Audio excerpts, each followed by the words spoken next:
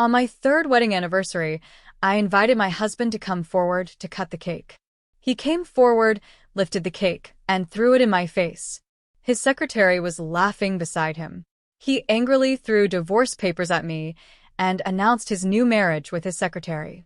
I was shocked. "You cannot do this," I exclaimed. Then he threw me out of the event. I decided on revenge, and the very next day when he woke up, I had a big shocking surprise for him. My name is Dorothy Carter, and this is the story of my life, a life I once thought was perfect.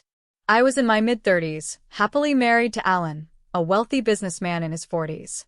We lived in Dallas, Texas, where the sun often shone bright and the sky seemed endless. Alan owned a successful import-export business, and I had a steady job as an office worker. We had been married for 3 years, and I was certain we were in love. I had always believed that love could conquer all, but that evening, everything changed. It was our third wedding anniversary, and I had planned an intimate celebration at home. I decorated the dining room with candles and flowers, carefully placing the cake I had ordered on the table. The aroma of roasted chicken filled the air, a dish I knew Alan loved. I could hardly contain my excitement as I waited for him to come home from work. My heart raced with anticipation. This was supposed to be a special evening for us. As the clock struck 7, I heard the familiar sound of Alan's car pulling into the driveway. I rushed to the door, a bright smile on my face, ready to embrace him. But when I opened the door, I was taken aback. Standing next to him was Tara, his secretary, a younger woman with an easy laugh and an air of confidence that I had never noticed before. I felt a knot form in my stomach as I took in the sight of them together. "Happy anniversary, babes," Alan exclaimed, his voice bright but lacking its usual warmth. Thanks, Alan," I managed to reply, forcing a smile as I glanced at Tara, who seemed to be enjoying the moment a little too much. My heart sank further. Why was she here? This was our special day. "Isn't this place beautiful?" Tara said, looking around. "You really outdid yourself, Dorothy." "Thanks, I began, but my words faltered. The room felt suffocating, and the laughter between them hung heavy in the air. "Come on, let's cut the cake," I suggested, trying to steer the mood back to what we were celebrating. My voice trembled slightly as I spoke, but I was determined not to let my discomfort show.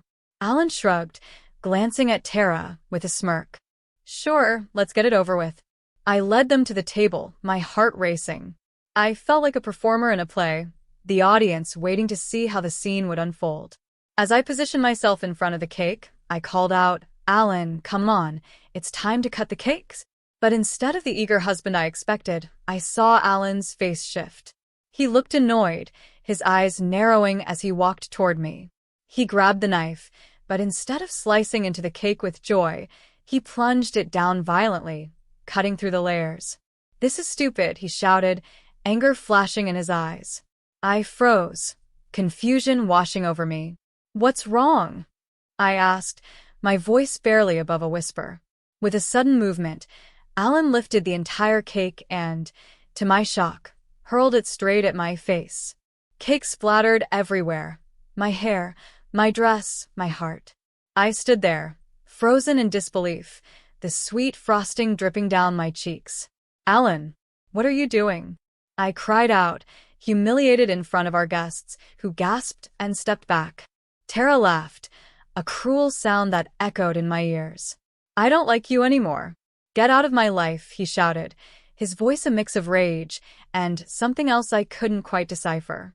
I felt the air leave my lungs as the reality of his words sink in. "What are you talking about?" "Alan, please," I pleaded, my voice cracking. "We can talk about this." But he was done listening. "I'm marrying Tara. She's everything I need, and you're just in the way." The world around me blurred.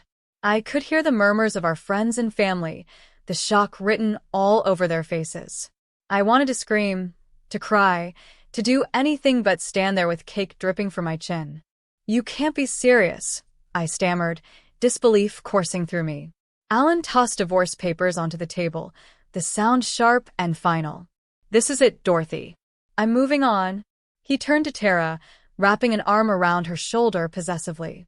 She's my new business partner and my future wife. The words hung heavy in the air, suffocating me. My heart shattered into a million pieces. How dare you? I shouted, tears streaming down my cheeks. You can't do this. We built a life together.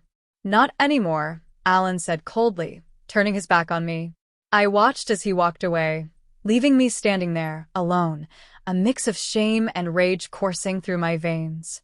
The laughter from Tara stung even more than the humiliation. I could hardly think as I stumbled out of the room, feeling every bit of the pain that he had just inflicted. The world felt surreal, like a bad dream I couldn't wake up from. Once outside, I found myself in the cool evening air, gasping for breath. I needed support. I couldn't face this alone. Without thinking, I grabbed my phone and called Sophie, my best friend. Dorothy? What's wrong? She asked, her voice filled with concern as soon as she picked up. I need you. Can you come over? I choked out, my voice trembling. I'm on my way, she said, and I hung up, leaning against the wall, trying to collect my thoughts. I had never imagined that my life could turn upside down in an instant. Alan and Tara had shattered my heart and my world, and I knew I had to find a way to regain control.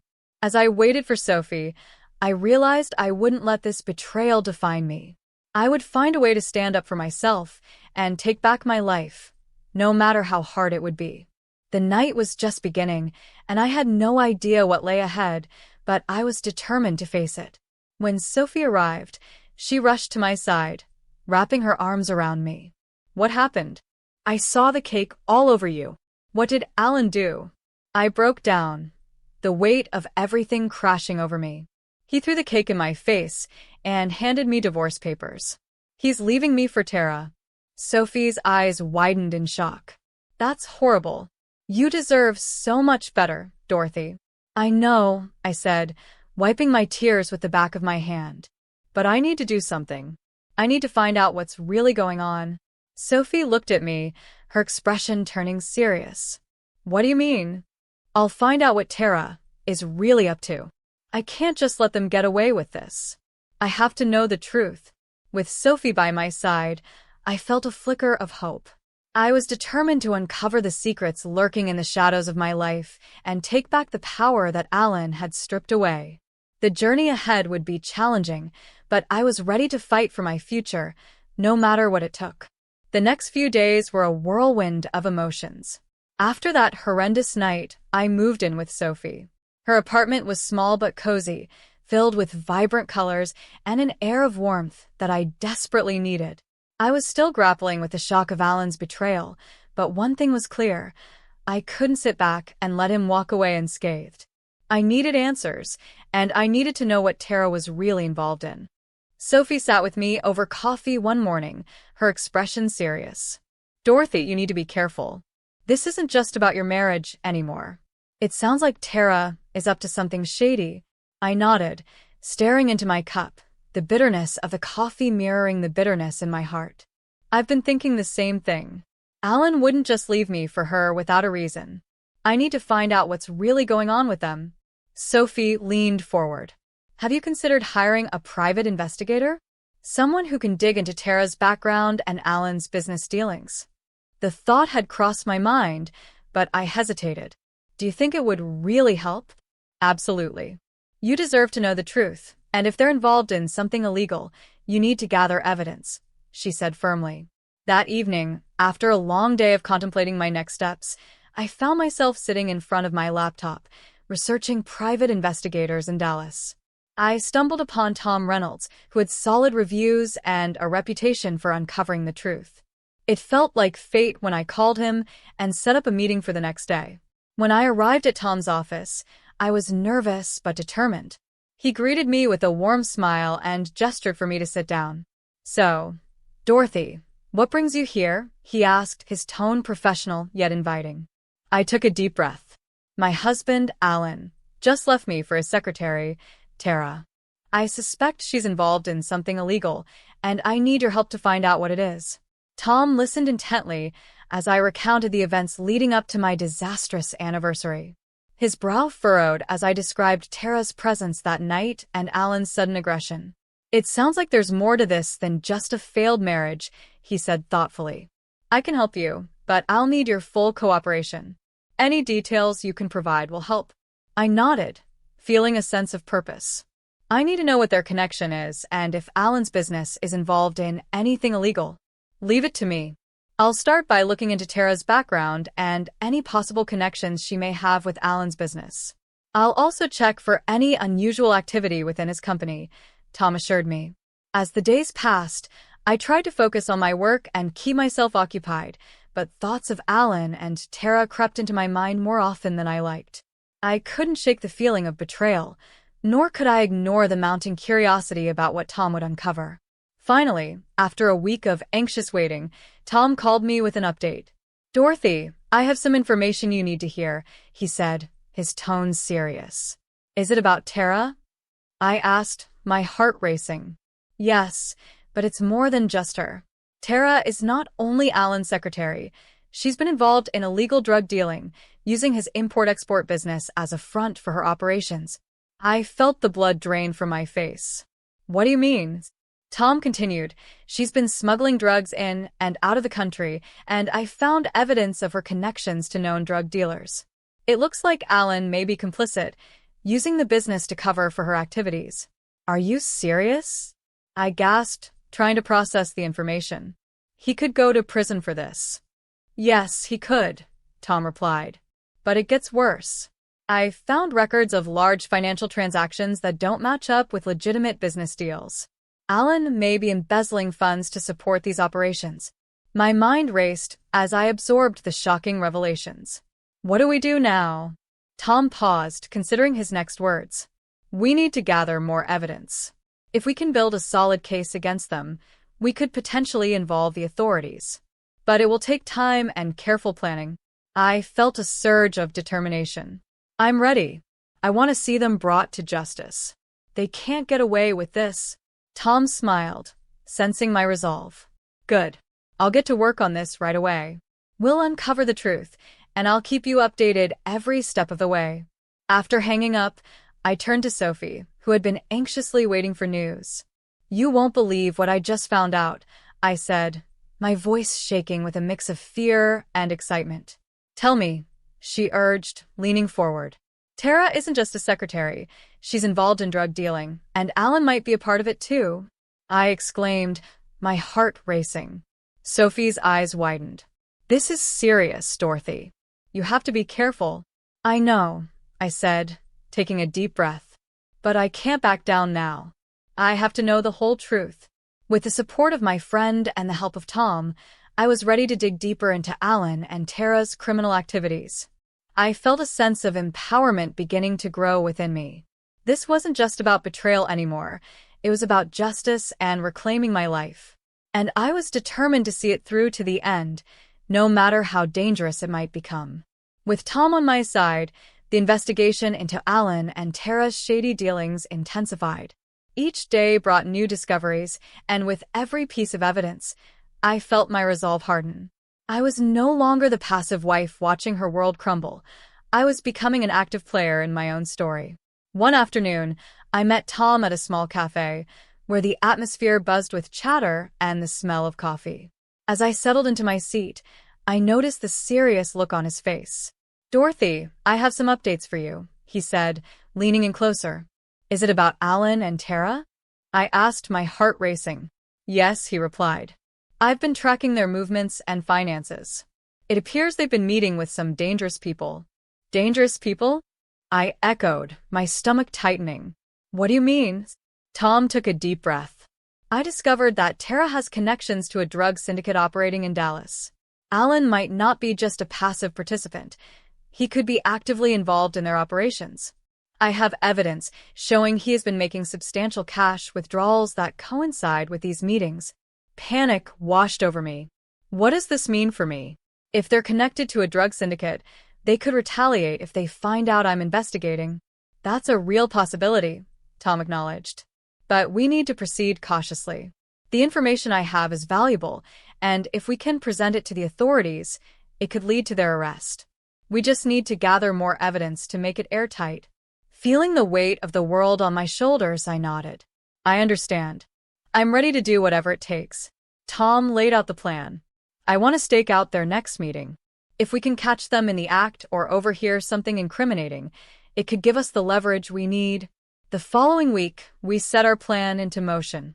I felt a mix of fear and excitement coursing through me as we positioned ourselves outside a nondescript warehouse where Alan and Tara were expected to meet. I had to remind myself that I was doing this for my own future and for justice. As night fell, the shadows grew longer, and I could feel the adrenaline pumping in my veins. Tom and I waited quietly in his car, the streetlights casting eerie glows. After a tense hour, I saw Alan pull up in his sleek black sedan, Tara slipping into the passenger seat moments later. My heart raced as I realized this was it. Stay quiet and keep your phone ready to record, Tom instructed, his voice barely above a whisper. I nodded, my pulse quickening as Alan's car parked in front of the warehouse. The two of them got out, and I could see their body language was tense.